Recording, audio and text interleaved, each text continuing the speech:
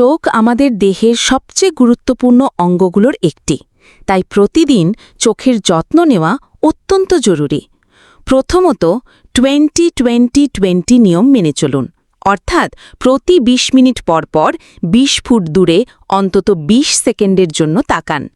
এটি চোখের চাপ কমায় এবং দৃষ্টিশক্তিকে আরাম দেয়।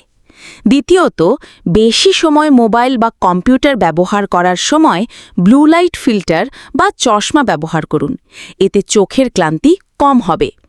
তৃতীয়ত, প্রতিদিন পর্যাপ্ত ঘুম নিশ্চিত করুন।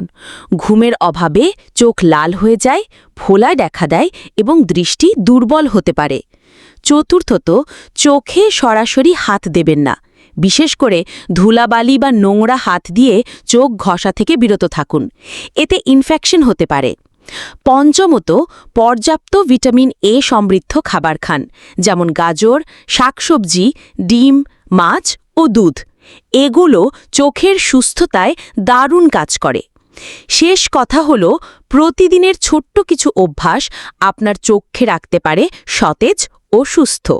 আর চোখ সুস্থ থাকলে জীবনও থাকবে সুন্দর। আর যদি মনে হয় এই টিপসগুলো কাজে আসবে, তাহলে বন্ধুদের সাথে শেয়ার করতে ভুলবেন না কিন্তু।